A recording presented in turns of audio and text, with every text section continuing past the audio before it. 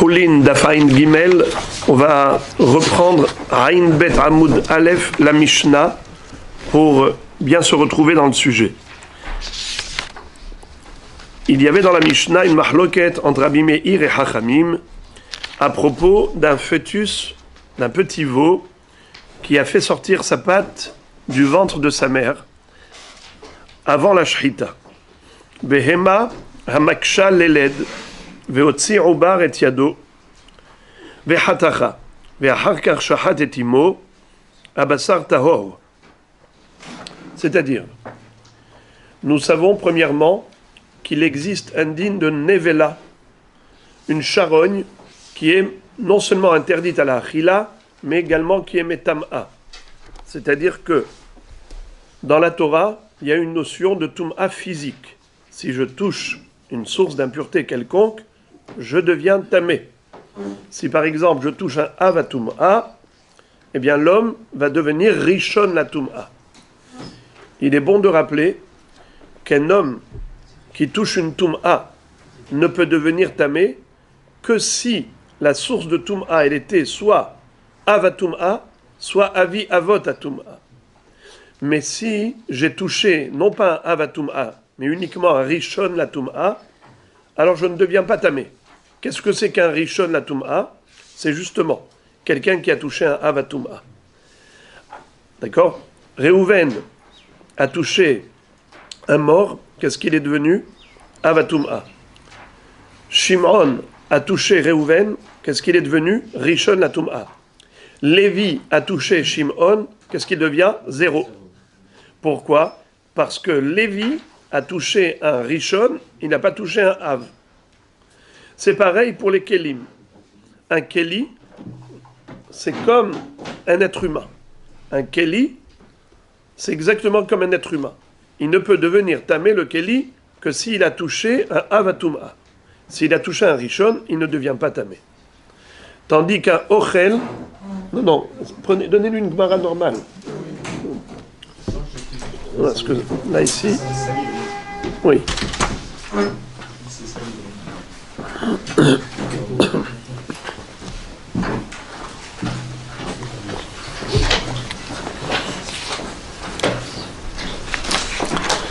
Tandis que le ochel, un aliment, peut devenir tamé très facilement. Il est plus sensible à la tum'a. Même s'il était au contact d'une source d'impureté qui s'appelle Rishon la tum'a, le ochel va devenir Sheni la tum'a. Alors maintenant, quel est le din si on a coupé la patte du fœtus qui avait fait sortir sa patte du ventre de sa mère, du vivant de la mère. On n'avait pas encore fait la shrita. La vache enceinte a son petit veau à l'intérieur, il fait sortir sa patte parce que elle a déjà 9 mois de grossesse, il est prêt à naître. Mais au lieu de faire sortir la tête d'abord, il a fait sortir la patte. Alors là, on lui dit, la patte, elle est assour à la achila. Bien que nous ayons déjà appris la halacha, que ben pekua nitar bishritat imo. Ça veut dire que si on fait la shrita à une vache enceinte, on n'a pas besoin de faire la shrita à son fœtus, parce qu'il devient kasher automatiquement par la shrita de sa mère, puisqu'il fait partie intégrante de sa mère. Mais la patte qui était déjà née, qui était déjà sortie avant sa naissance, eh bien cette patte-là, elle n'est pas incluse dans la shrita, parce qu'elle était déjà sortie. Alors, imaginons quelqu'un de cruel qui est venu, et dès qu'il a vu la patte sortir, il a coupé. Pac. Alors, ce morceau de pâte est interdit à la consommation.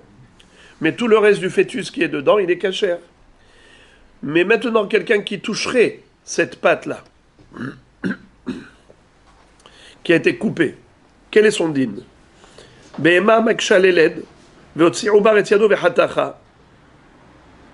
Est-ce que cette pâte-là, elle s'appelle nevela? Réponse, oui. Elle s'appelle nevela. Comme Ever Minahai, qui est comme nevela. Il n'y a pas eu de shrita, alors c'est comme nevela. D'accord? Maintenant, quel est le din du reste, le fœtus lui-même, la vache elle-même, est-ce qu'ils sont tamés? Est-ce que c'est de la viande qui est devenue tamée? Réponse non. Pourquoi? Parce que une bête vivante ne devient jamais tamée. Quand tu as coupé la patte et tu l'as retirée, il n'y a pas de problème. Il n'y a aucun problème parce que la bête, elle est vivante. Si la bête, elle est vivante et le fœtus fait partie d'une bête vivante, il n'y a pas de Toum'a qui passe. Très bien. Deuxième halakha. Alors je relis ça, regardez s'il vous plaît dans les mots. Behema makshaleled veotsi ubar et yado. Le ubar, c'est-à-dire le fœtus, il a fait sortir sa patte. Vehatacha, et quelqu'un est venu lui a coupé la patte. Veharkar shahat et timo. Et ensuite il a fait la shrita de la mère. Habassar tahor. C'est qui le bassar qui est tahor? Non, tout. La vache et le fœtus. Pourquoi? Car ils étaient vivants. Et vivants, en kabbalatuma. Très bien. Shahat et timo ve'harkar hatacha. Maintenant, c'est le contraire. Il a fait d'abord la shrita. Et ensuite, il a coupé la patte. Il a sectionné la patte qui n'était pas cachère. Mahloket. Abassar maga nevela. Divrei Rabbi Meir. Rabbi Meir dit que toute la viande, elle est tamée. Pourquoi? Étant donné que la pâte qui était dehors, elle s'appelait Nevela, elle était au contact du fœtus, qui était au contact de la vache. Tout ça, ça a été déjà shrité, donc c'est devenu de la viande. La viande, on a déjà dit que c'est quelque chose qui est sensible à la Toum'a. Un aliment peut devenir tamé facilement. Dès qu'on prend un aliment tamé, on le met au contact d'un aliment tahor, eh bien le tahor devient tamé. S'il est rishon, celui-là va devenir sheni la Toum'a. Eh bien Rabbi Meir, il dit, c'est le cas. Tandis que Hachamim Omrim, Magga terefa shchuta. Qu'est-ce que ça veut dire Magga terefa shchuta? Regardez le Rashi. Regardez le Rashi. Shashchita, afalpi shena materet et ha'ever ba'achila, metaharato mide nevela, ve'avek itrefa shchuta, shena metam'a min haTorah, ki defaresh ve'azil ela mide rabanan ba'mukdashin. C'est-à-dire, nous avons une règle. Quel est le din si on a une terefa? Une terefa. Une terefa, c'est-à-dire une bête qui avait un trou, par exemple, dans le poumon, ou un trou dans le cœur. Elle ne peut pas vivre longtemps. On lui a fait la shrita, on a vu que il y avait un trou dans le poumon. On ne peut pas la manger. Terefa. Quel est le din au niveau de la Toum'a? Si je la touche, cette bête-là, je deviens tamé? Comme pour une nevela? Non. J'ouvre une parenthèse, que bien qu'on ne devient pas tamé min ha-Torah, mais pour des korbanot, oui, il y a une contamination de Toum'a. Si par exemple je prends un korban, je le mets au contact de cette terefa shchuta, eh bien oui, il y a une Toum'a miderabanan. On verra ça après. La preuve, c'est qu'on a dit maga terefa shchuta. C'est un langage farfelu. Dit, il n'y a pas de Toum'a pour la ligne, c'est une terefa. Magga, quand tu dis magga, c'est comme si tu as touché une terefa shchuta, comme s'il y avait une incidence. En tout cas, minatora, c'est clair, net et précis, il n'y a aucune Toum'a dans la terefa. Pourquoi? Parce que cette terefa, elle a été shrité. D'accord. Maintenant, on tourne la page. La Mishnah elle-même, elle explique Ma matsinu bitrefa sheshchitata metaharata af shchitat behema tetaher et ever. C'est-à-dire, Hachamim compare la patte du fœtus qui est sortie à l'extérieur à une bête entière. Une bête entière qui est trefa, quand tu lui fais la shrita, elle ne devient pas nevela, il n'y a pas de Toum'a. Ainsi, le ever qui est sorti dehors, puisque tu as fait la shrita à la mère vache, le veau qui est en elle aussi a été acquitté par cette shrita, et bien même la patte qui est à l'extérieur, elle s'appelle terefa, c'est vrai, comme dit le pasouk, ou bassar bassadé terefa l'otochelou. Bassar bassadé, c'est la patte qui est sortie à l'extérieur de la vache. Elle est terefa, mais elle n'est pas nevela. C'est une terefa shchuta. Amar lahem Rabbi Meir, lo im tiharta shechita terefa, ota davar shegufa Tetaher et ever davar she'eno gufa. Qu'est-ce que ça veut dire? Im tiarta shchita terefa ota davar she'gufa. Tetaher et ever davar she'eno gufa. Ça veut dire, ne compare pas l'incomparable. C'est vrai que la pâte qui est à l'extérieur, elle s'appelle terefa. La Torah, elle appelait terefa, interdit à la consommation. Mais cette terefa-là, elle va devenir nevela. Pourquoi elle va devenir nevela? Parce qu'elle n'est pas comme une terefa shchuta. Une terefa shchuta, c'est la bête elle-même qui était terefa, tu lui as fait la shrita. Grâce à la shrita que tu as fait à la terefa n'est pas devenue nevela. Donc même si tu n'as pas le droit de la manger, en la touchant, tu ne deviendras pas tamé. C'est vrai que tu n'as pas le droit de la manger, mais tu ne deviens pas tamé en la touchant. Car la shrita de la terefa l'a rendue tehora. Ça veut dire l'a empêché de devenir nevela. Mais le éver qui est à l'extérieur, il est à l'extérieur. Il n'a pas subi de shrita. La shrita, elle n'a quitté que ce qui est dans le corps de la vache, le fœtus. Mais la pâte qui est déjà sortie, la pâte du fœtus qui est déjà sortie dehors, elle n'est pas incluse dans la shrita. Très bien. On verra après dans la Gemara la suite de ce débat entre Hachamim et Rabbi Meir. La Mishnah a conclu en disant Minnaïn, la terefa chez shchitata metaharata, d'où apprend-on que la shchita, elle sauve une bête terefa de la tum'at nevela? Réponse. D'ailleurs, pour renforcer cette question, c'est pas une réponse. C'est d'ailleurs même un renfort pour la question. Mapitom, pourquoi la shchita d'une terefa la sauve de la tum'a de nevela? Ce n'est pas logique. Regardez le raisonnement que propose la Mishnah pour poser cette question. Elle dit, viens on réfléchit ensemble. Behema temea, asura ba'achila, utrefa, asura ba'achila, ma behema temea, en shechitata metaharata, afterefa, lotetaharena shechita. Quel est le din d'un cheval mort? Un porc qui est mort. Quand je le touche, je deviens tamé? Oui. Tum'at nevela. Si je lui fais la shechita au cheval, alors, et après je touche son corps, je suis tamé ou pas? Bien sûr, je suis tamé. Donc tu vois que la shechita, elle n'a aucun impact sur une bête qui est interdite à la consommation. Alors pourquoi tu me dis que la shechita d'une tréfa sauve la tréfa de Tum'at Nevela? C'est pas logique. Si la shechita rend la viande cachère à la consommation, je comprends que grâce à la shechita, cette bête morte, elle n'est pas Nevela, elle est shchuta. Mais une terefa, quand tu vas lui faire la shechita, de toutes les façons, tu ne pourras pas la manger. Alors c'est exactement comme un cheval ou un hamor. Tu vas leur faire la shechita, tu vas les manger? Non. Alors quel est le statut de leur corps, leur charogne? C'est nevela, c'est métamé. Parce que la shechita n'a aucun impact sur eux. Alors pourquoi tu me dis que la shechita, elle a un impact sur la tréfa? Mais la tréfa non plus, tu ne peux pas la manger, comme tu ne peux pas manger un cheval.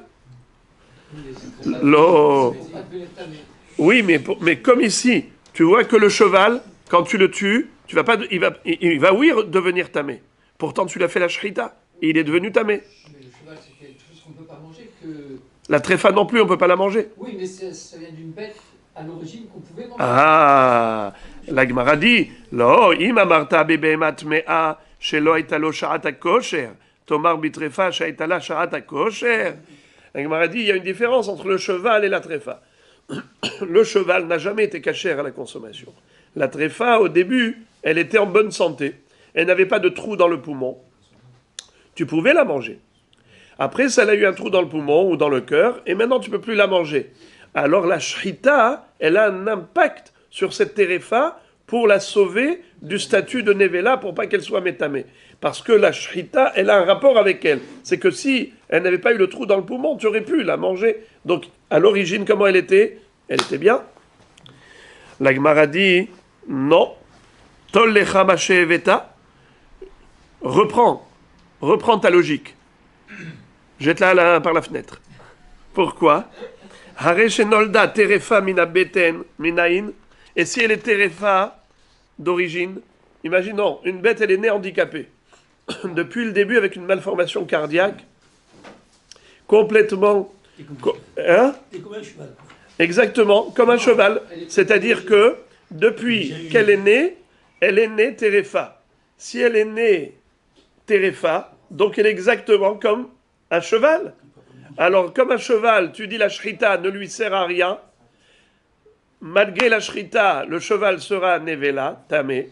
Ainsi, une bête qui, depuis sa naissance, était terefa, tu lui fais la shrita. Cette shrita ne devrait pas avoir d'impact. Ça ne devrait pas la sauver du statut de nevela. Elle devrait être considérée nevela. La Gemara répond, lo, malgré tout, il y a une différence. Im amarta bebe matmea sheken en bemina shrita. Tomar bitrefa sheyesh bemina shrita. C'est-à-dire, la catégorie cheval, il n'y a aucun cheval qui peut être cachère. Donc, c'est la raison pour laquelle la shrita n'a aucun impact sur un cheval ou un hamor ou un porc ou ainsi de suite. Pourquoi? Parce que ça n'existe pas dans cette catégorie de ces behemoth, téméot, il n'y a pas de un cheval qui est cachère, il n'y a pas. Donc la shrita ne sert à rien. Puisque la shrita ne sert à rien, c'est pour ça qu'elle est nevela, c'est comme si elle est morte sans shrita. Mais la terefa, c'est une catégorie de bêtes qui, dans l'absolu, aurait pu être mangeable s'il n'y avait pas eu le défaut. Donc le défaut, c'est circonstanciel. Ça veut dire que dans l'absolu, cette bête-là, elle aurait pu subir une shrita qui l'aurait rendue cachère à la consommation. Seulement, par concours de circonstances, elle a eu une malformation. Alors c'est comme ça qu'elle a été disqualifiée pour la consommation. Bassar basadé terefa lotochelu. Je ne peux pas la manger. Mais la shrita que je lui fais que elle ne deviendra pas nevela. Tout de même, elle ne deviendra pas nevela. Si je la touche, je ne vais pas devenir tamé, parce qu'il y a eu shrita. Et la shrita, elle a un impact sur une bête, même terefa d'origine, qui depuis sa naissance a eu une malformation, malgré tout, bien qu'elle n'est pas mangeable, mais elle n'est pas nevela. Elle est que terefa. Elle n'est pas nevela. Si je la touche, je ne deviens pas tamé. Fin de la Mishnah. Oui. Ça reste de la philosophie. Mais complètement. Où c'est marqué que la shrita sauve la tréfa. Ah, très très bien. On verra tout ça après, Be'ezrat Hashem. Ça va être dit. Amay. La Gemara nous dit Amay, tum'ad betastarim hi. C'est-à-dire, première question que la Gemara va poser. Quelle est la première question que la Gemara va poser? Amay, tum'ad betastarim hi, vetum'ad betastarim lo metamia. Qu'est-ce que ça veut dire? Nous avons déjà appris que la conduction, la communication de Tum'a ne peut avoir lieu que si le contact physique qui s'est fait entre deux éléments, un élément pur et un élément impur, ce n'est que dans la mesure où le contact était visible, dévoilé, ouvert. Par exemple, ce gâteau est tamé, ce gâteau est tahor. Voilà, maintenant je les mets en contact. Vous avez vu, c'était partie dévoilée de la partie dévoilée qui était en contact. Ça devient tamé. Le Rishon, il a rendu le tahor chez Nilatuma. Mais quel est le din si c'était bébé astarim, comme on avait appris hier, quelqu'un qui va toucher l'autre, mais dans un endroit discret de son corps, dans un endroit caché de son corps. Le contact qui se fait dans un endroit qui est invisible, il n'y a pas de communication de Touma. On avait appris ça de certaines sources dans les jours précédents. Alors, Rabotai, ici, Rabbi Meir, qu'est-ce qu'il disait? Au début de la Mishnah, on a vu une mahloket entre Rabbi Meir et Chachamim, lorsque la vache enceinte avait un fœtus qui a commencé à naître, puisque elle avait déjà 9 mois de grossesse, il a commencé à faire sortir sa patte à l'extérieur. Ensuite, on lui a fait la shrita, à la vache. On a dit que la vache, elle est cachère, le fœtus est cachère, mais la patte qui est à l'extérieur n'est pas cachère. Il faut la couper et la jeter à la poubelle. Mais en attendant, on a vu que Rabbi Meir disait que toute cette vache avec son fœtus, c'est de la viande tamée. Pourquoi ? Parce qu'ils étaient au contact de la patte qui était à l'extérieur, qui elle est non seulement terefa, elle est aussi nevela. Et puisqu'elle est nevela, et qu'elle est au contact de toute la viande, donc tout devient tamé. La Gemara dit, mais je ne comprends pas l'opinion de Rabbi Meir. Mais quel est le contact qu'il y a entre la pâte qui est à l'extérieur et le fœtus qui est à l'intérieur ? C'est le prolongement de la pâte. La partie de la pâte qui est à l'intérieur et la partie de la pâte qui est à l'extérieur. Et le point de jonction, il est où ? Il est sous la peau. C'est-à-dire, la peau elle-même, la peau c'est pas quelque chose de mangeable, c'est pas quelque chose de tamé. C'est pas la peau, c'est tout le corps, n'est-ce pas ? Une peau n'est pas tamée. Alors, est-ce que c'est quelque chose de visible, le point de jonction ? Non, c'est invisible. Alors comment tu veux que la pâte qui est à l'extérieur rende tamé tout le fœtus qui est à l'intérieur avec toute la vache ? Mais le contact qu'ils ont entre eux, c'est le point de jonction de la continuité de la pâte. Ce point de jonction-là, il est invisible. Il est basséter, puisqu'il est bébét astarim, donc il n'est pas conducteur de Tum'a. Comment Rabbi Meir a pu dire au Hachamim, toute la viande, elle est Tme'a, parce qu'elle est Magga Nevela. Regardez Rashi. Amai Gemara. Rashi, dans la Gemara, c'est dans les dernières petites lignes. Dernière petite ligne de Rashi, pas les grandes lignes. Dafraïn bet Amoud bet, dernière petite ligne de Rashi. Amai basar ha'ubar tamé. Amai basar ha'ubar tamé. Vehalo lo nagar ha'ever babasar ela al yedeh hiburo. Oto maga hibur bet hastarim hu she'eno nir'e. Nachon? Voilà la question. La Gemara de répondre, Lima Rabbi Meir, le Tame ditnan, shlosha al shlosha shenechelak, tahor mina midras. Aval Tame, maga midras. Divrei Rabbi Meir. Vetani amar Rabbi Yossi, vechi be'eze midras nagaze. Et là, im naga bozav, sheyehe tame magazav. La Gemara dit que peut-être que Rabbi Meir, lui, pense, contrairement au Chachamim, que Maga betastarim metame. Qui est-ce qui pense que le contact invisible entre deux éléments n'est pas communicateur de Tum'a? C'est Chachamim. Mais Rabbi Meir, il remet en cause ce principe. Et il dit que même si le contact est invisible, c'est metame. Où est-ce que nous avons trouvé que Rabbi Meir s'est exprimé de la sorte ? Par rapport à un din de Tum'at Midras. Le Zav c'est quelqu'un qui a eu un épanchement, mais c'est une maladie. C'est pas une éjaculation normale d'un Baal Keri, c'est un écoulement d'une substance farineuse comme ça épaisse, qui est une maladie. En tout cas, le Zav, il est tamé. D'accord ? Quand il a eu ça, il devient tamé. S'il touche quelqu'un, comme il est Abatum'a, il le rend tamé. Le Zav, il a une Tum'a très spéciale.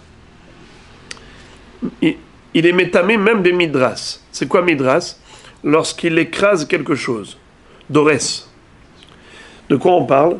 On parle soit de Mishkav, soit Moshav, soit Merkav.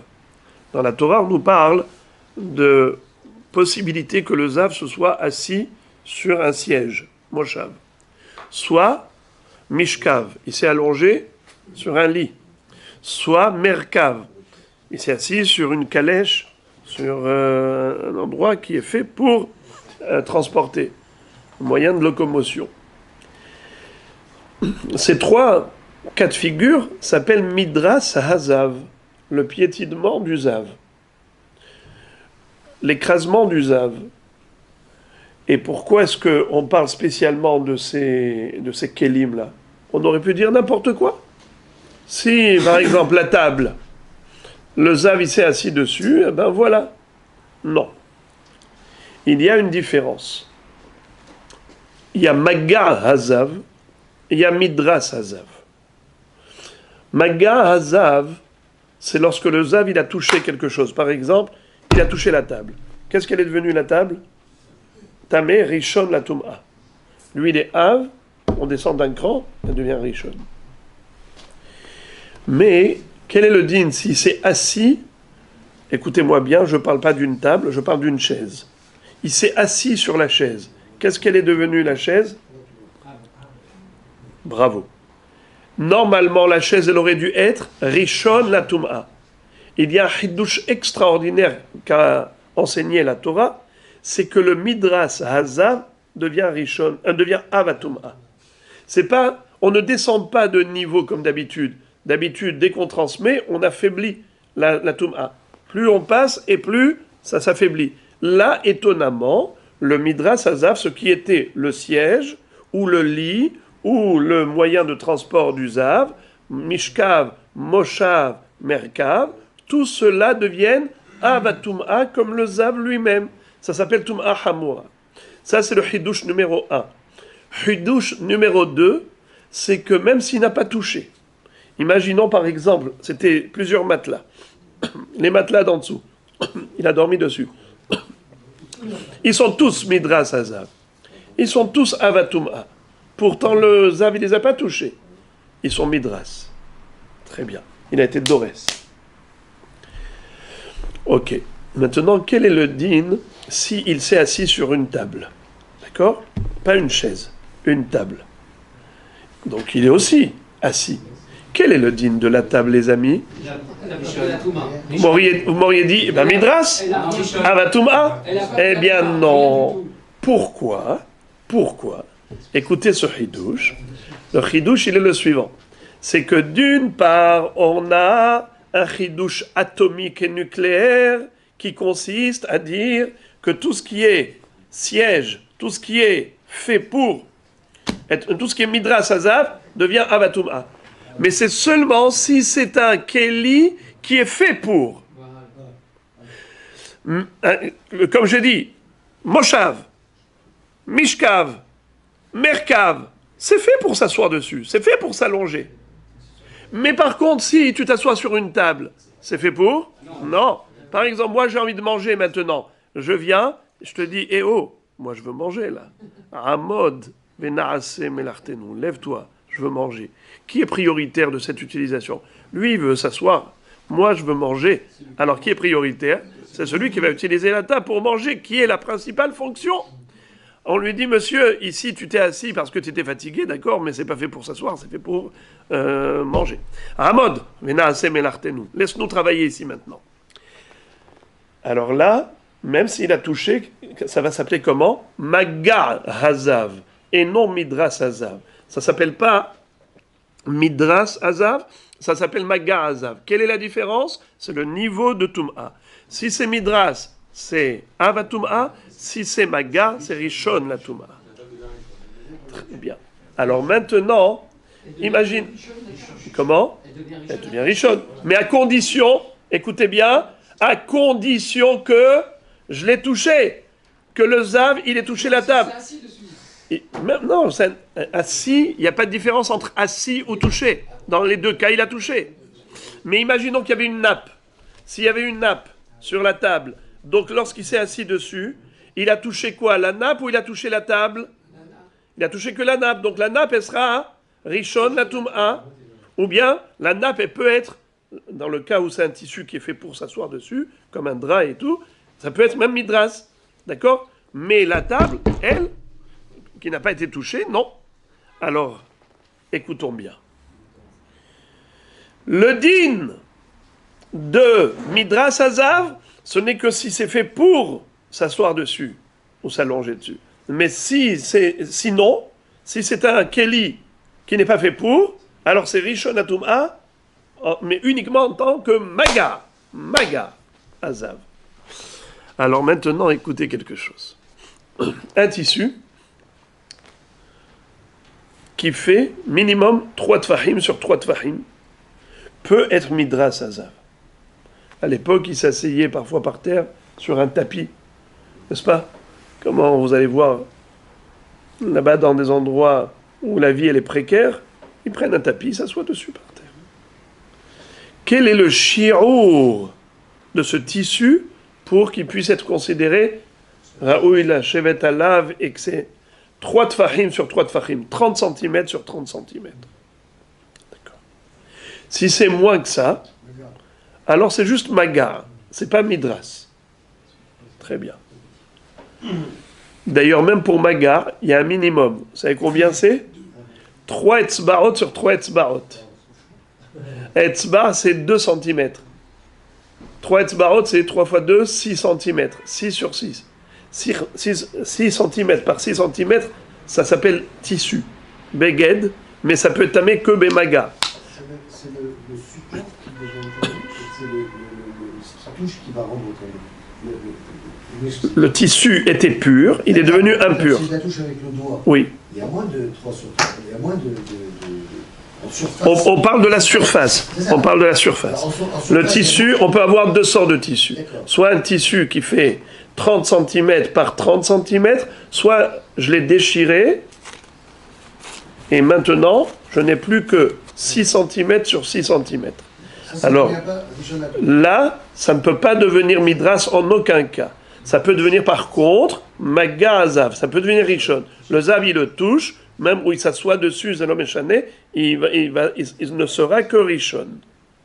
Par contre, si j'ai le grand, 30 cm sur 30 cm, 3 tfahim sur 3 tfahim, et il s'est assis dessus, alors comme c'est un tapis qui est fait pour s'asseoir dessus, ça va devenir avatum'a, tum'at midras.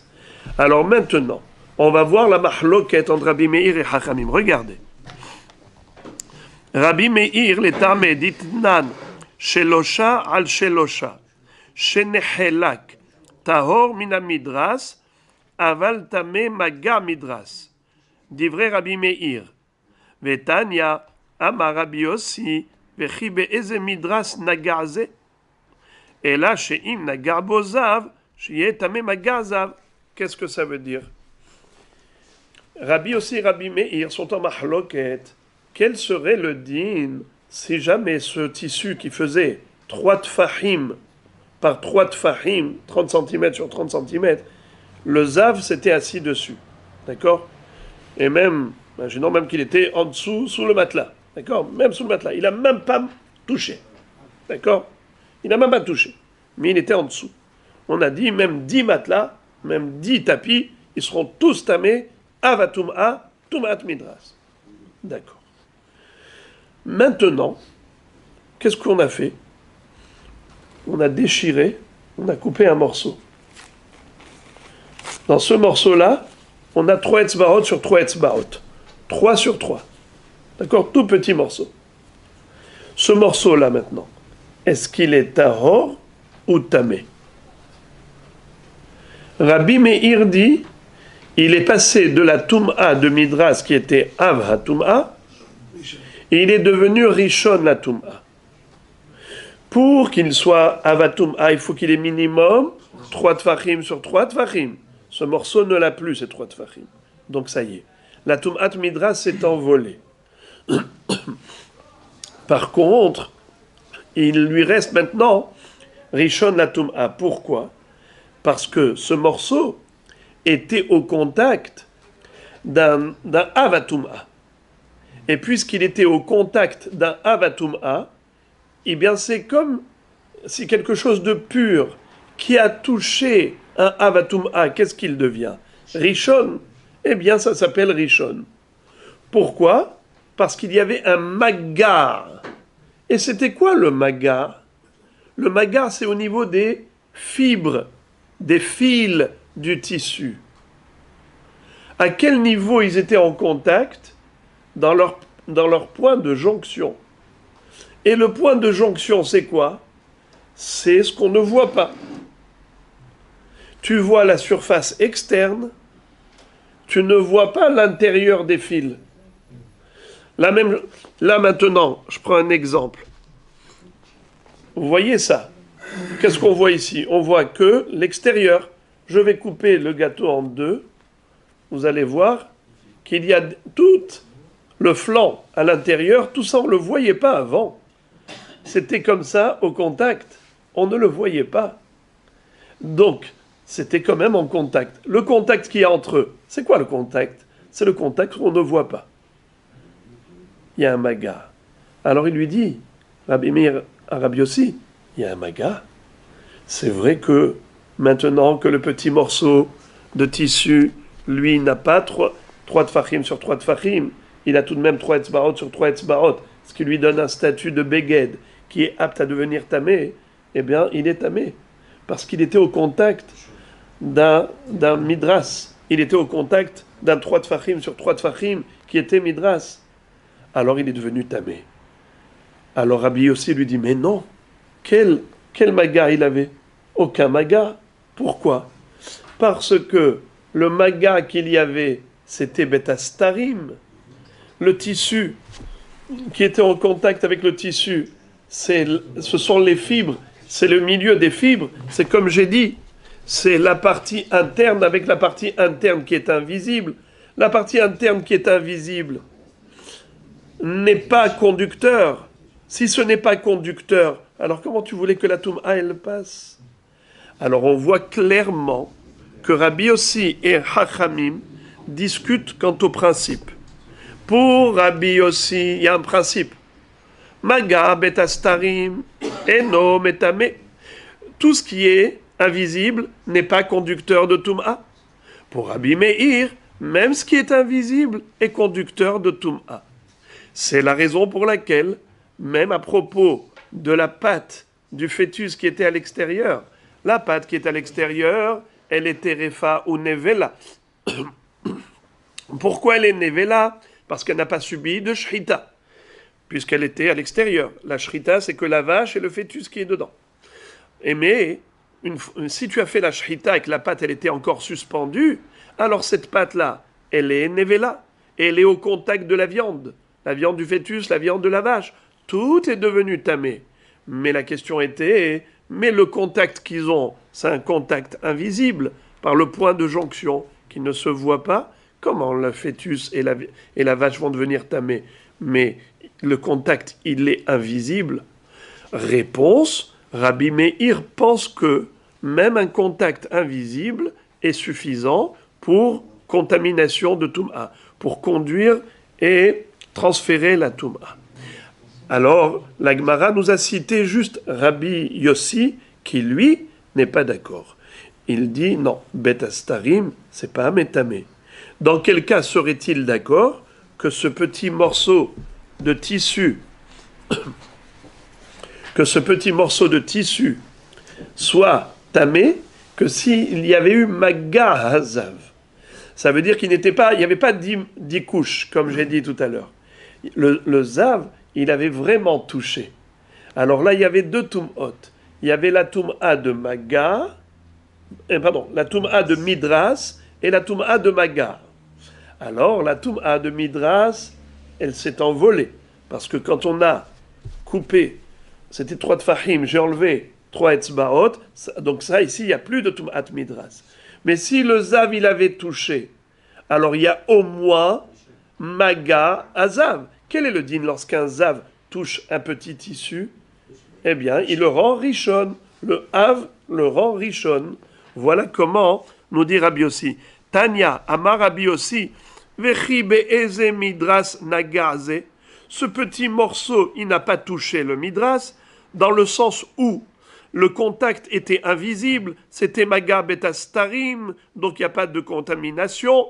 Et là, chez Imnaga bo hazav, chez Yehetame Maga hazav. La seule chose pour laquelle je serai d'accord, nous dit Rabbi Yossi, c'est dans le cas où le Zav, il a vraiment touché lui-même, personnellement, le tissu. Et c'était pas que du Midras, c'était aussi du Maga. là je serais d'accord que ce petit tissu serait tamé rishon la tum'a. Alors la Gemara dit, tiens, c'est une belle explication. Rabbi Meir est cohérent, puisque lui-même prétend que Maga Betastarim, c'est conducteur de Tum'a. La Gemara dit, c'est pas vrai. La Gemara réfute et elle dit, non, non, non, c'est pas obligé. La vitmar ala, amar ula, lo shanu ela shlosha al shlosha, shenehlak. Aval shalosh al shalosh, הבאות מבגד גדול, בשעת פרישתן מאביהן, מקבלות טומאה מאביהן. הנמי, בשעת פרישתן מעבר, מקבל טומאה מעבר. Qu'est-ce que ça veut dire? Il y a un chidouche, il y a un pirouche que Rabbi Meir lui-même, auquel Rabbi Meir lui-même adhère. C'est un hidouche que Oula a enseigné, en disant Lo shanu ela shlosha al shlosha shenehlak aval shalosh al shalosh etzbaot habaot mibeged gadol בשעת פרישתן מאביהם מקבלות טומאה מאביהן. Rashi explique. Regardez s'il vous plaît Rashi, en bas. Lo shanu de nehlak Rabbi Yossi al Rabbi Meir. אלא בשלושה עד שלושה שנחלק דלקה לממר בשעת פרישתן זה מזה קיבלו טומאת מגע זה מזה שהרי בשעת פרישתן לא יש בזה כדי לטמא בגד ולא בזה כדי לטמא בגד שהרי אין בהם שיעור אבל טומאה אבל ג' אצבעות הבאים מבגד גדול שהיה טמא מדרס וחתכו ממנו 3 אצבעות טהור החתיכה קטנה מן המדרס שאין בה כשיעור, וטמאה מגע מדרס, אפילו לרבי יוסי, דאמר, אין מגע חיבור, מגע, דעה בית הסתרים היא, אך המודה, משום דבשעת פרישתו מאביו, אי אפשר לצמצם שלא ייגע מעט מעט. ובשעת פרישה, אינו בית הסתרים. הוא מקבל טומאה מאביו, שיש בו שיעור אב הטומאה. והחנמי, מתניתין נמי, אפילו רבי יוסי מודה, דמגעו מגע, משום שעת פרישה, כשחותך העבר מן העובר. Alors là, c'est quelque chose d'extraordinaire. C'est qu'il nous dit que même Rabbi Yossi est d'accord que quand on coupe quelque chose, l'un de l'autre, eh bien, il peut y avoir une contamination. C'est-à-dire, si par exemple, j'ai un morceau ici, qui est Bidiouk 3 tfachim sur 3 tfachim. Si je coupe à partir de là, un petit morceau, dès que je coupe, qu'est-ce qui se passe? Ni là, yeshbo kedel etamé, ni ici kedel etamé. D'accord?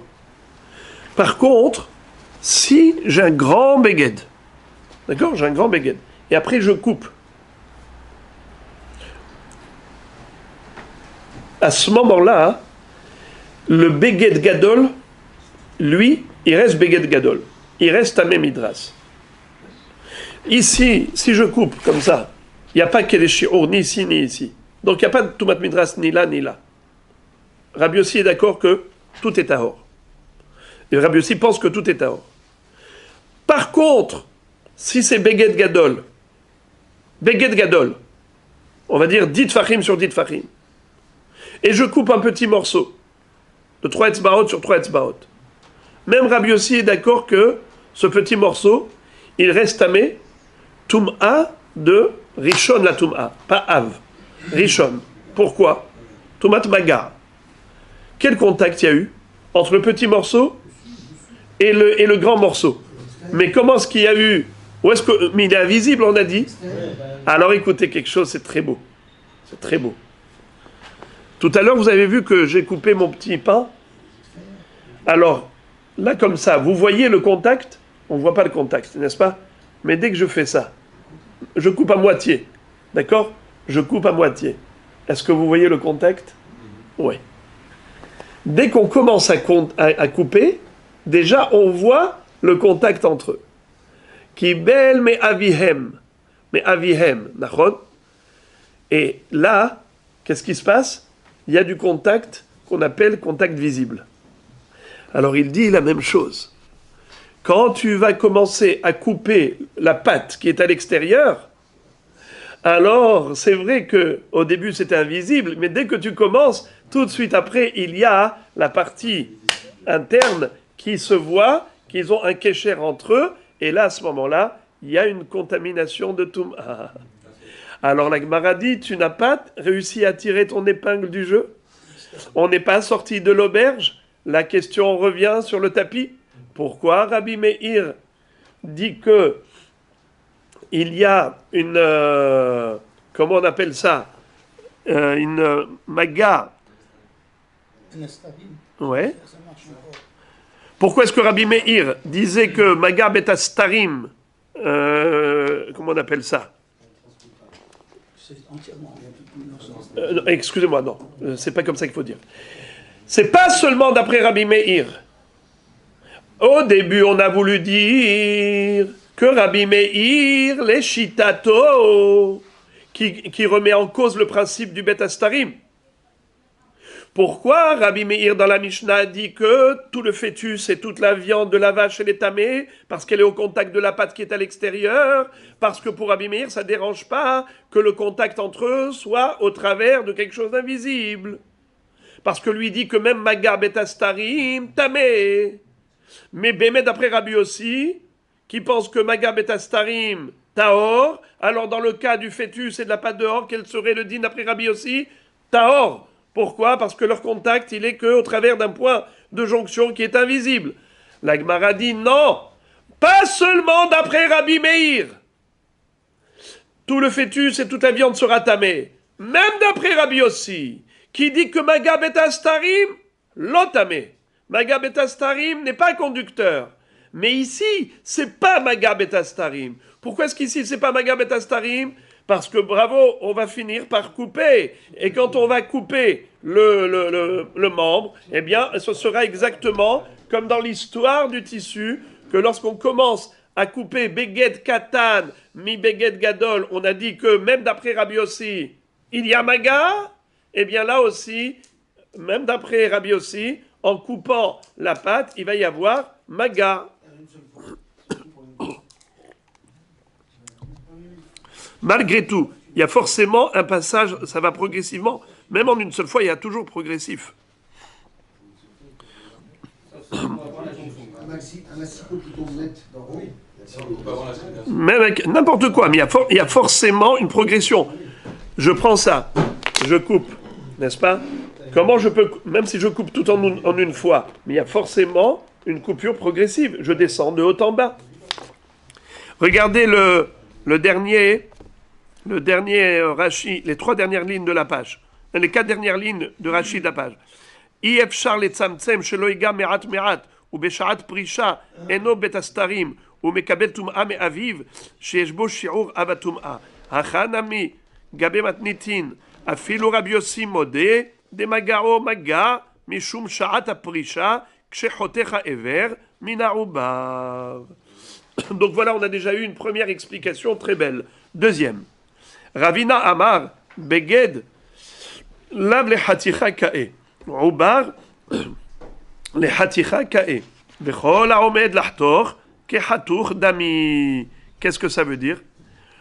Ravina donne une explication virtuelle. Il nous dit que virtuellement, quelque chose qui est destiné à être coupé, c'est comme s'il est déjà coupé. Quelle est la raison pour laquelle tu considères que c'est un contact invisible? C'est parce que le point de jonction est invisible. Il dit, mais nous avons une halakha virtuelle. Laquelle? C'est qu'on considère que quelque chose qui va avoir lieu, c'est comme s'il a déjà eu lieu. Puisque le héver, il va être coupé, de toutes les façons, tu ne peux pas le manger, tu seras obligé de sectionner, alors c'est comme s'il est déjà sectionné. S'il est déjà sectionné, c'est comme 2 morceaux. Tu as pris 2 morceaux et tu les as collés. Un tamé et un tahor. Évidemment que le tamé va rendre le tahor tamé. Eh bien, tu dois considérer que le contact qu'il y a maintenant dans la continuité de la pâte, qui est à l'extérieur avec l'intérieur, c'est comme si c'était déjà coupé et recollé. Tu peux m'écrire ton numéro de téléphone? Il y a là-bas un stylo. On essaye de voir l'intérieur. Là, on voit directement que c'est collé. Pourquoi vous êtes parti les extérieurs et pas? Comment Pourquoi vous, la Gemara, elle passe de l'intérieur? Là, c'est collé, là, la chair, c'est collé. Pourquoi vous voulez dire que l'intérieur, pour voir la jonction de l'intérieur? Mais c'est collé. C'est collé. Mais... Le bras d'Abed, il est entier, là. Pourquoi il faut qu'on voie l'intérieur, la jonction de l'intérieur, la jonction de l'extérieur? Elle existe. Très très bonne question. Mais qu'est-ce qui est collé? Quand on prend deux éléments, où est-ce qu'il est le point de jonction? Tout? Vous pouvez expliquer comment il tient le tout? Oui, mais qu'est-ce qu'il fait? Qu'est-ce qui fait qu'ils sont collés? Qu'est-ce qui fait la continuité? C'est la partie horizontale ou la partie verticale? Là, je l'appelle verticale. Ça, c'est horizontal. Qu'est-ce qui fait que ces deux morceaux sont collés? C'est leur contact vertical ou horizontal? Là. Qu'est-ce qui fait que ça, c'est une seule chose? Hein? Ah bon? L'horizontal peut tenir l'horizontal? C'est la partie du flanc qui est verticale qui fait que ça tient. La continuité n'est que par le vertical, pas par l'horizontal. Donc ce qui est invisible, ce qui est visible, c'est l'horizontal. Au niveau de l'horizontal, il n'y a pas de contact. Ce qui se touche, c'est le flanc. C'est les deux flancs qui se touchent. Ça, c'est le vertical. Le vertical est invisible. Mais le contact est forcément invisible. Je reprends. Regardez. Là, j'ai deux parties. Elles sont visibles? Ce que vous voyez là, c'est visible? Très bien. Maintenant, ils étaient au contact. Ouais. Non, on les voit plus. On les voit plus. Ça me dérange pas. Pourquoi ça me dérange pas? Parce qu'ils étaient visibles avant. Visibles avant, maintenant c'est au contact, tout va bien. Mais si, depuis le début, c'était pas visible, d'accord? Et si là, imaginons, la moitié était tamée, la moitié était tahor. Et entre les deux, un truc virtuel, hein, entre les deux, il y a un point de jonction. Est-ce qu'ils sont collés? Est-ce que leur point de jonction est visible? Non. Parce que ce qui est visible, c'est la partie entre eux qui est la continuité l'un de l'autre. Cette partie-là, si on coupe en deux, comme j'ai fait ici, ce qui est collé, c'est la partie que je ne vois jamais. Avant, je ne voyais rien. Ce qui est collé, c'est la partie que je ne vois pas. Forcément, c'est comme ça. Donc on te dit, eh bien oui, Ravina te dit, imagine que c'est coupé. Imagine, puisque Kolaromed l'achtor ke hatour damei, puisque tu es censé sectionner le Ever, eh bien maintenant, tu les colles. C'est comme si tu les avais décollés et recollés. C'est comme ça que tu dois imaginer. Comme si tu avais décollé le Ever et tu l'as recollé. Ça, c'est Ravina. La Gemara dit, Keman, Kerabi Meir. Qui est-ce qui pense que la virtualité est à prendre en considération? Que quelque chose qui n'a pas eu encore lieu, mais comme elle va avoir lieu plus tard, c'est comme si déjà au présent, c'était la situation. En effet, c'est Rabbi Meir lui-même. Il est cohérent avec lui-même. Keman, ke Rabbi Meir. Dit Nan, il y a une Mishnah dans ma Sechet Mikvaot qui nous parle du mikvé, de la Tevilat Kelim. Kol yadot a Kelim, shen arukot, ve'atid lekatsetzan, matbil ad mekom hamida. Divrei Rabbi Meir. V'hachamim omrim, ad sheyadbil et kulo. Qu'est-ce que ça veut dire? Rabbi Meir dit, imaginons par exemple que j'avais fabriqué un keli. Et moi, en tant qu'artisan qui fabrique des kelim, je n'ai pas terminé vraiment le travail. En quelque sorte, j'avais ma casserole, ma marmite, hein, et j'ai mis un manche, mais qui était hyper long. Très long. Madame, à la cuisine, qu'est-ce qu'elle va faire avec une casserole qui fait 2 mètres, avec un manche qui fait 2 mètres? Alors, elle attend que son mari, l'artisan, qui coupe. D'accord? Il va couper où? Il va laisser, par exemple, 30 centimètres pour tenir. Mais ici, maintenant, il y a 1 mètre. Qu'est-ce qu'il va faire avec 1 mètre? Elle attend qu'il coupe. Très bien. Elle, en attendant, elle dit, moi, j'ai besoin d'un casserole pour Shabbat. Donc, je prépare rapidement la dafina. Qu'est-ce qu'elle fait? Elle va au mikvé. Elle va au mikvé. Mon truc, ce n'est pas extraordinaire, parce que mikvé, lui, c'est un juif. Pas besoin d'aller au mikvé. C'est son mari qui a fabriqué, pas besoin de mikvé. Imaginons, à l'époque du Beth Amikdash, le Kéli est devenu tamé. D'accord. Le Kéli est devenu tamé. Il faut aller au mikvé. Elle va au mikvé. 1 mètre. Fait rentrer dedans. Jusqu'où? Alors on te dit comme ça. Rabbi Meir dit, tu as fait rentrer le Kéli plus 30 cm du manche. Ton mari, c'est là-bas qui voulait couper. Ah, c'est bien. C'est bon. Le cédère. Et Kol haomed lahtor kehatur dami. Hachamim dit ça va pas. Oh, non, il n'a pas fait rentrer tout le manche. Regardez. Hachamim omrim ad she'yadbid et kullo. Alors, donc a priori, tout ce beau hidouche qu'on a dit tout à l'heure que Ravina a enseigné, c'est que d'après Rabbi Meir. Rabbi Meir, en effet. Et ça nous va très bien. Parce que qui était problématique? C'était Rabbi Meir. Eh bien, tu réponds Rabbi Meir par Rabbi Meir, c'est excellent. C'est quoi l'enseignement de Rabbi Meir ici? C'est qu'il dit tu coupes que même si tu as coupé le morceau, tout est tamé. Pourquoi tout est tamé? Parce que il y avait un maga. Maga betastarim eno metamé. Réponse, Rabbi Meir disait que maga betastarim tamé. Et après, on avait dit pas seulement d'après Rabbi Meir, même d'après Rabbi aussi, parce qu'il peut y avoir, quand on commence à couper, après ça, il y a un contact, je vais rouler. Mais la réponse de Ravina, c'était quoi? C'était de dire que c'est pas Maga Betastarim. C'est pas Betastarim. Virtuellement, c'est un Maga de 2 éléments. Parce que Kol haomed lahtor kehatur. Ça doit être coupé, c'est comme coupé. C'est comme si tu as pris 2 éléments qui sont déjà coupés et maintenant tu les as mis ensemble. Parce que c'est destiné à être coupé. Preuve, Rabbi Meir lui-même, il a dit que quoi? Qu'à propos des kélim, si on a fabriqué un kéli et ensuite il était tamé, il fallait le passer au mikvé, eh ben t'as pas besoin de passer tout le manche. De toute façon, tu vas le couper. Kol haomed lahtor kehatur dami. 30 cm tu voulais laisser, c'est 30 cm qui s'appelle le manche du Kéli. Hachamim disent non. On ne dit pas que la haomed lahtor kehatur dami. Cette virtualité ne peut pas être considérée réalité. Il y a le virtuel, il y a le réel. Virtuellement, tu dois le couper. Et alors, le potentiel n'est pas une réalité. La Gemara répond, la Gemara dit en quelque sorte, Afilu tema rabanan, hibure ochalin, keman demifar tedami, unegi'e bahadade. Qu'est-ce que ça veut dire? Que il y a une différence entre un manche de Kéli et du ochel, comme la pâte du fœtus. Au niveau du ochel, même Hachamim sont d'accord avec Rabbi Meir pour dire que Kol haomed lahtor kehatur dami. C'est-à-dire que le rapport qu'il y a dans un aliment entre un helek et l'autre, entre une partie et l'autre, ça fait pas une seule entité. C'est considéré comme hatur. Regardez Rashi, 2e ligne en haut.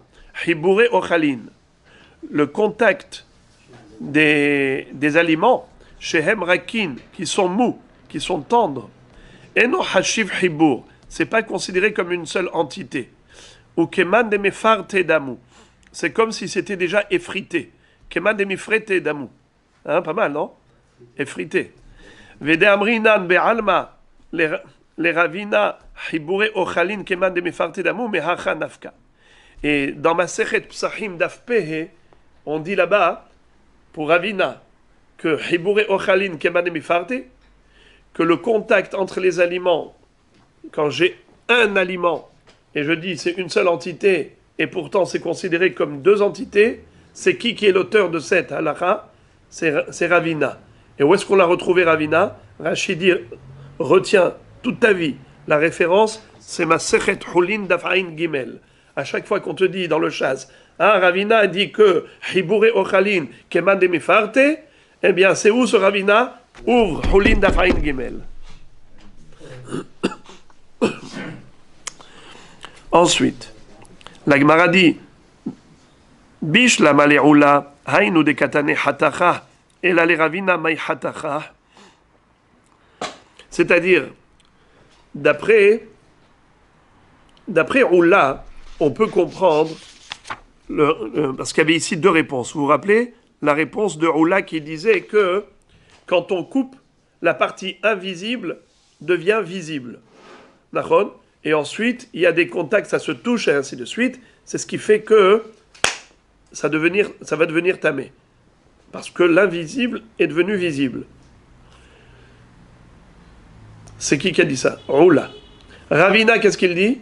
Même si l'invisible n'est pas devenu visible, tu n'as même pas coupé. Le simple fait de savoir qu'un jour tu vas couper, c'est considéré comme déjà coupé. Kol haomed lahtor ki hatour dami. La Gemara pose une question sur Ravina. Elle dit Bish lama le Oula. Selon Oula, la réponse elle est très belle. Alors, pourquoi? Parce que la Mishnah a dit que on a sectionné. On a sectionné. Regardez le lachon de la Mishnah. Comme on avait dit, Dafaïn bet Amoud Aleph en bas. Behema makshaleled votzi obar et yado vehatacha ve'achakar shahat etimo taor.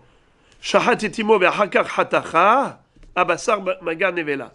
Tu vois qu'il a besoin d'être hoter. Tu vois que hatar. Mais d'après Ravina, t'as pas besoin d'être hoter. D'après Ravina, même le virtuel, c'est comme réel. D'après Ravina, Haomed Lahtor ki hatour. Le hibour ochalin kemefarte d'amour. Le contact qu'il y a dans l'aliment, c'est-à-dire un aliment qui est compact, tu le considères comme déjà effrité, comme déjà coupé. Alors pourquoi la Mishnah avait besoin de nous dire hatacha? Encore d'après Oula, je comprends pourquoi est-ce qu'il avait besoin d'être hoter. Parce qu'il a besoin de rendre l'invisible visible. Pour que ce soit pas Maga Betastarim. Ça, c'est bon d'après Oula. Mais d'après Ravina qui a dit que on s'appuie sur la virtualité. Que quoi? Que Kola Omed le Hator, Kahatur Dami. Puisque plus tard, dans le futur, on va couper. Alors même au présent où on n'a pas encore coupé, c'est comme déjà coupé. Alors pourquoi la Mishnah dit Hatacha? Il devrait y avoir Tum'a, même sans Hatacha.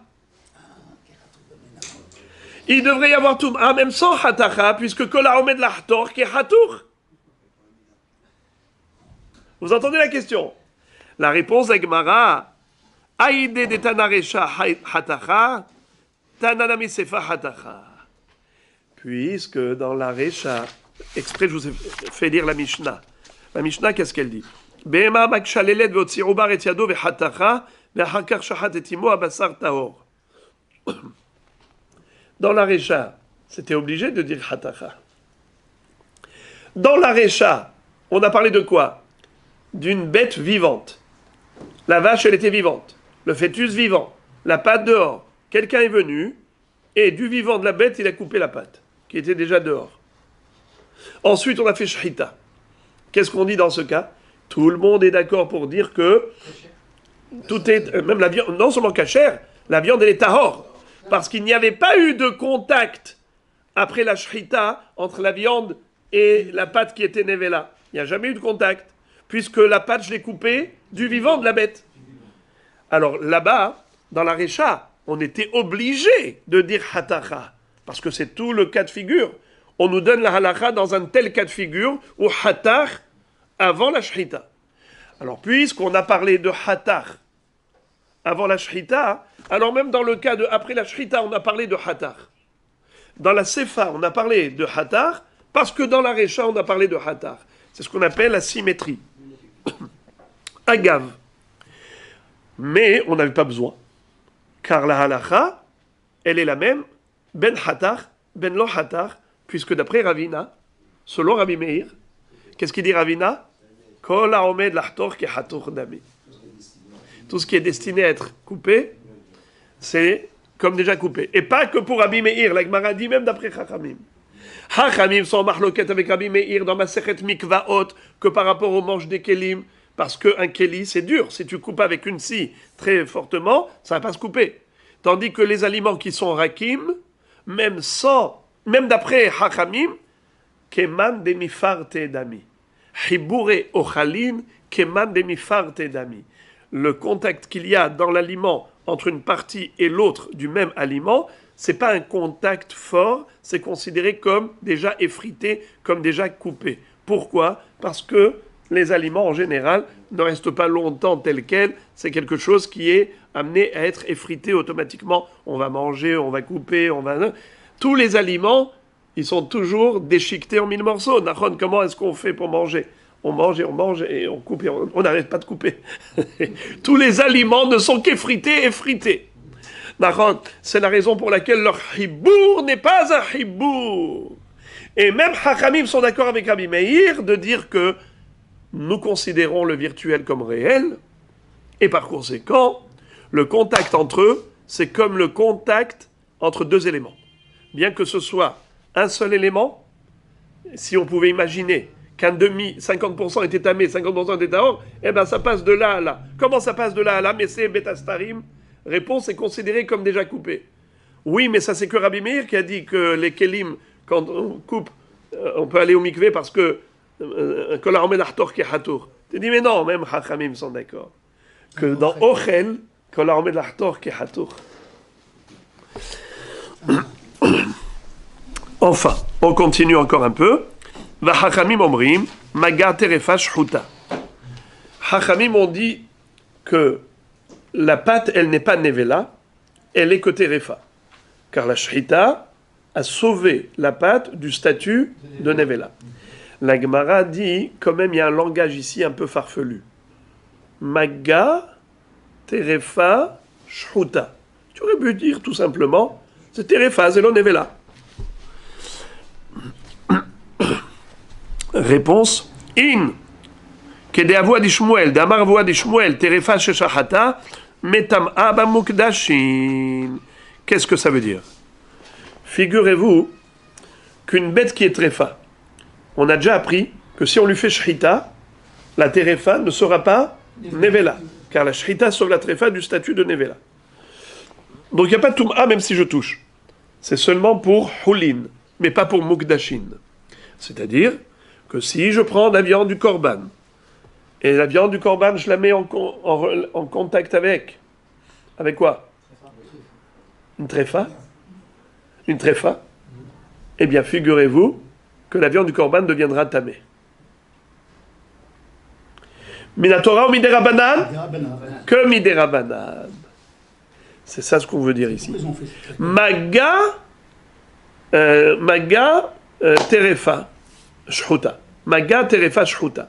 C'est-à-dire que Chachamim ont fait une takana par rapport au Kodesh, pour pas qu'on arrive à se tromper et croire que le maga du nevela c'est tahor. Ils ont dit même maga de terefa c'est tamé. Parce que kadosh, parce que le Kodesh c'est quelque chose de grave.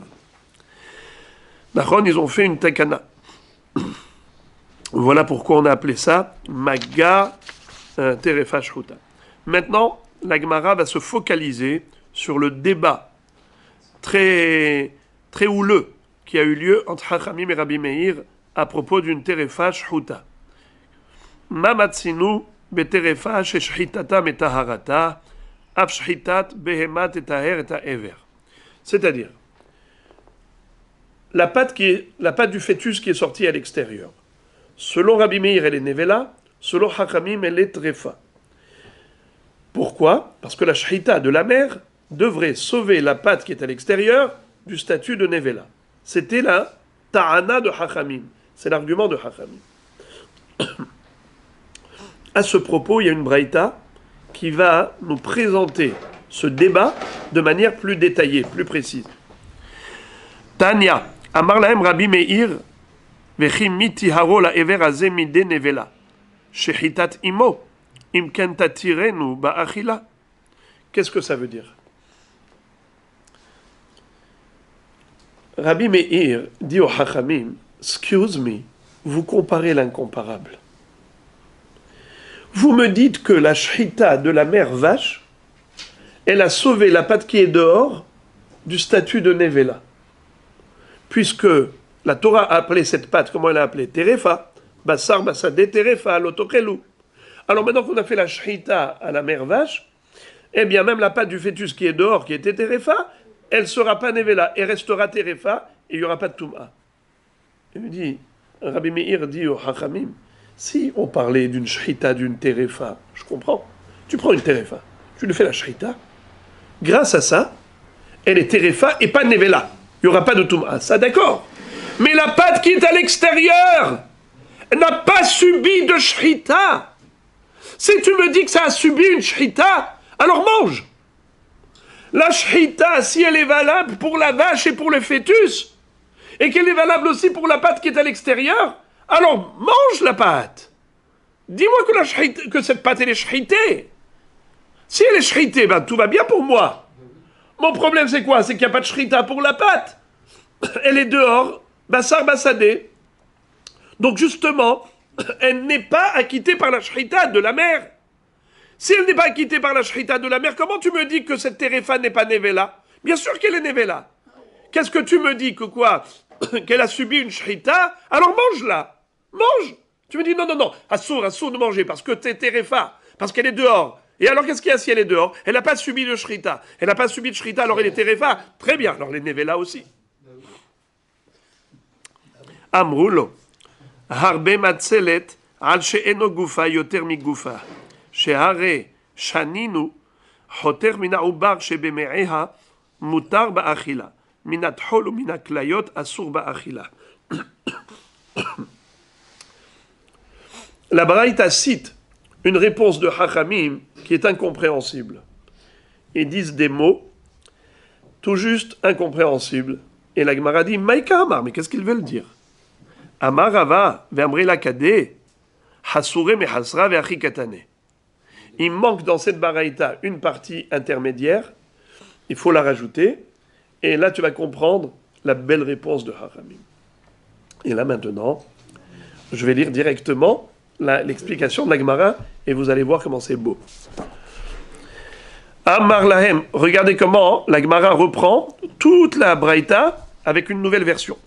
Amar lahem Rabbi Meir, vechi miti harol everze mideden vela, shehitatimo imken tatirenu ba'achila. C'est ce qu'on vient de dire. Si la shrita, elle a un impact sur la pâte, à l'extérieur, alors mange la pâte. Amroulo, ils lui ont répondu, Terefa tochiyah, sheshritata metaharata mide nevela, ve'ena matirata ba'achila. Ils lui ont dit, les Chachamim, à Rabbi Meir, tu nous as pas impressionné par ta question. Parce qu'on a une réponse très forte. Dis-nous, Rabbi Meir, une terefa, une bête terefa, on lui fait la shrita.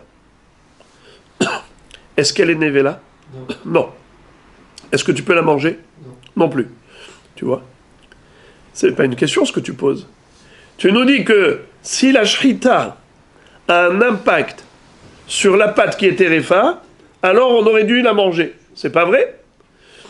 Prends une terefa et tu lui fais la shrita, elle est interdite à la consommation, et pourtant la shrita a eu un impact sur elle, de la sauver de la tum'at nevela, et pourtant elle est trefa. Donc Hachamim disent à Rabbi Meir, pourquoi tu t'étonnes? Pourquoi tu t'étonnes? La pâte qui est à l'extérieur, elle est terefa, exactement comme une bête qui est terefa, et tu en conviens, tu es d'accord avec nous, que si on fait la shrita à une bête terefa, la terefa là, elle ne deviendra pas nevela grâce à la shrita. Eh bien pareil pour la pâte.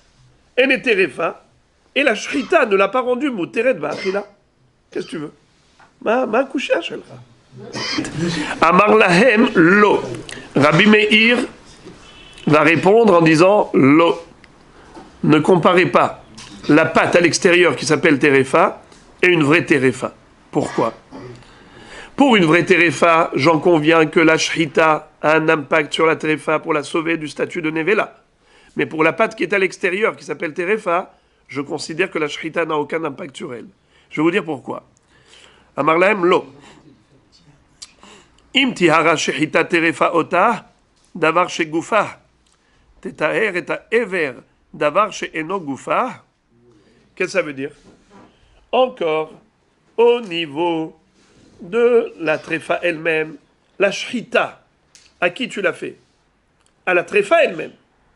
Le gouffre de la bête qui est tréfa, c'est le gouffre qui a subi la shrita. Alors la shrita a sauvé cette terefa, ce gouffre-là, du statut de nevela. Mais là, le ever, il est bahout. La terefa, elle est dehors. La shrita, c'est qui l'a subi?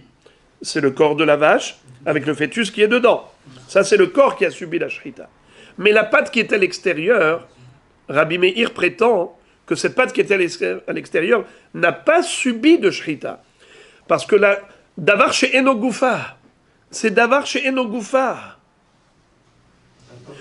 Davar chez Goufa, alors une terefa qui est elle-même trefa, et ce gouffre-là, il a subi shrita, il n'est pas nevela.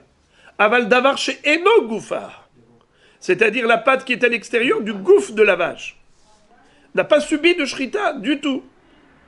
Alors comment tu voudrais sauver cette pâte-là du statut de nevela? Hein?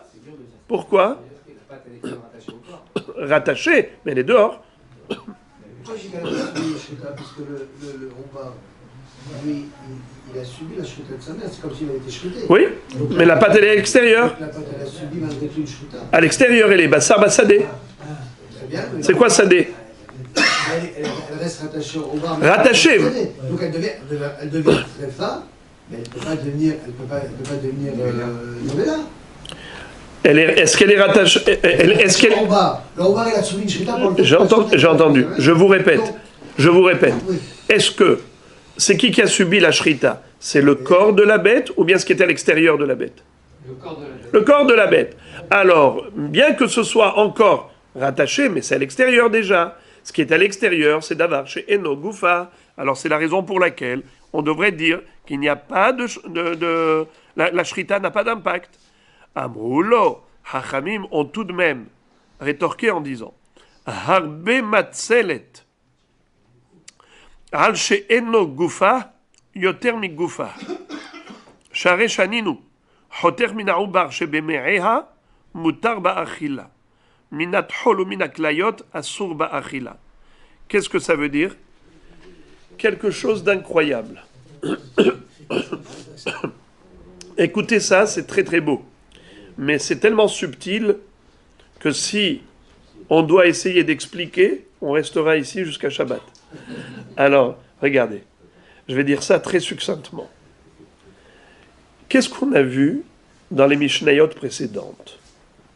On a vu une chose, que la shrita, elle est matira ba'achila, plus quelque chose qui est étranger, un corps étranger au corps de la bête, plutôt que le corps lui-même de la bête. On s'explique. Quel était le din du fœtus? Le fœtus.